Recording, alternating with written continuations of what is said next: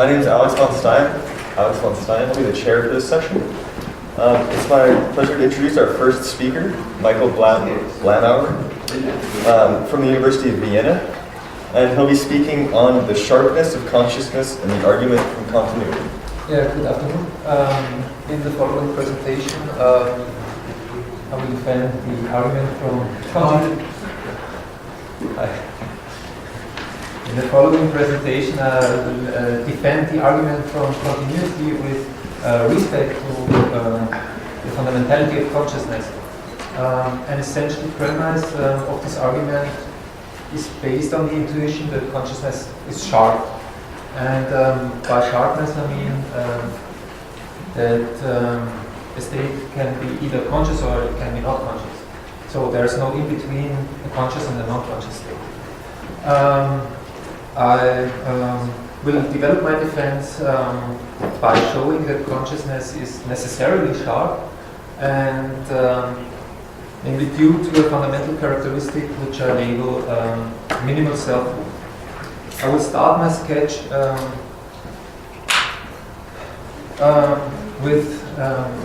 I will start my presentation with a sketch of my motivational background, the argument for continuity, and then go on in three parts. In the first part, I will give some working definitions of what I understand to be fundamental aspects of consciousness. In part two, I will offer reasons as to why I think that these aspects are fundamental characteristics of consciousness. And in part three, I will finally come back to the argument from continuity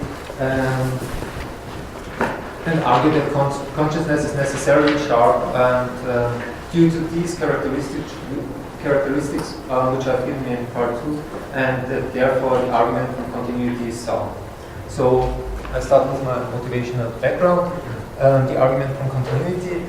One of the theoretical pillars of Leibniz's metaphysical system was the principle of continuity. This principle is based on the assumption that developmental processes proceed smoothly and that there are thus no developmental leaps in the evolution of nature, life, and mind. Now, the modern version of the argument from continuity runs like this. The generation problem of consciousness amounts to considering consciousness as a fundamental feature of reality, additionally to, for example, to fundamental physical features, which means that it is irreducible to anything else. According to the principle of continuity, the process of increasing complexity from simpler life forms to conscious persons like us, this with respect to phylogenesis as well as to ontogenesis, proceeds smoothly. By merging the generation problem with the principle of continuity, we arrive at the following argument. P1, we are conscious subjects. P2, consciousness is an irreducible feature of reality. P3, conscious subjects like you and I are descendants of much simpler life forms. P4, the evolutionary process proceeds smoothly, and the conclusion is the much simpler life forms were already conscious subjects as well. More formally, the argument looks like this. This line of reasoning naturally tends towards panpsychism, in that it concludes that the origin of all things is the same and that consciousness must have already been present at the very beginning of the evolutionary process. The argument has been mentioned and discussed by several authors in various forms, both past and present, for example Leibniz or William James, or currently from William Seeger and Dane-Strossen. The simplest objection or simplest objections to this argument would be either firstly to argue that consciousness is a feature of subjects gradually gained in the process of their evolution, which is tightly bound to their increasing physical complexity, especially to the physical makeup of their nervous systems, or secondly, to deny the smoothness of the process and assume that consciousness is a feature that suddenly appeared at some point of the evolution of man. So to say that consciousness is a strongly emergent feature. Objection 1 implies that consciousness is vague. Objection 2 calls for a definition of the exact point at which consciousness appears appears on the wall stage. Both objections point to a further implicit premise of the argument, which is P5. Consciousness is neither awake nor is its appearance arbitrary. After setting up this scope of discussion, I will analyze and defend P5 with special focus on objection 1 and show that the argument from continuity is sound.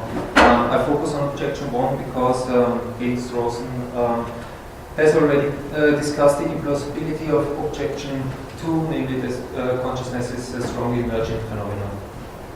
I will thereby argue that P5 is tied to one essential aspect of consciousness, which I call minimal selfhood, and which does not allow us to think of phenomenal consciousness in terms of gradual growth. So I'll proceed to part 1 of my talk, the working definitions. Although consciousness naturally resists definitions because of its self-recursive structure, there is a kind of characterization, I would say, most of us would agree on when we talk about consciousness, namely that there is something that is like to be conscious. However, there is still a kind of ambivalence in the use of this formulation. Thus, in the following, I will try to characterize it more precisely with respect to the aim of my presentation. Of course, what first comes to the mind when looking at the formulation of what it is like to be conscious is the phenomenal character of phenomenal experience or conscious experience. So phenomenology, by that I mean that there is some exclusive feeling or quality that pervades every experiential episode. However, that is not the whole story. What this definition lacks is the specific subjective character of experience, its subjective dimension.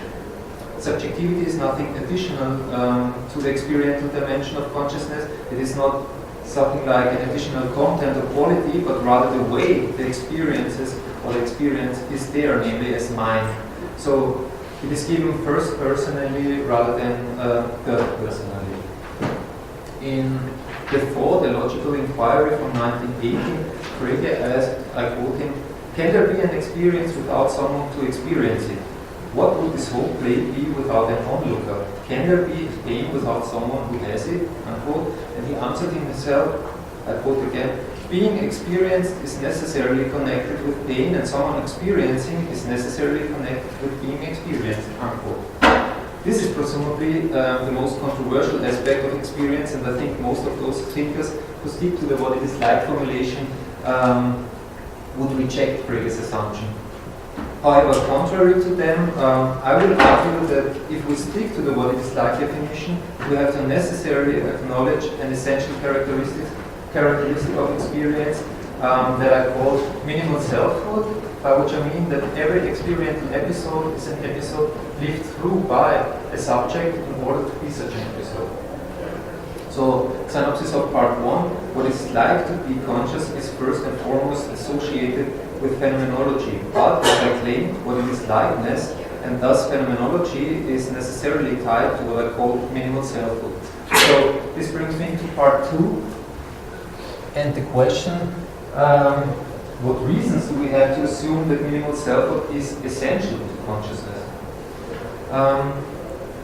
Whereas phenomenology is widely accepted to be the prime indicator with which we call a mental state conscious, the notion of subjectivity and selfhood is rather neglected in the discussion, if not entirely ignored. In the following, I will offer 2 reasons why I take the characteristic of minimal selfhood, or subjectivity for short, to be an aspect of consciousness as essential as phenomenology.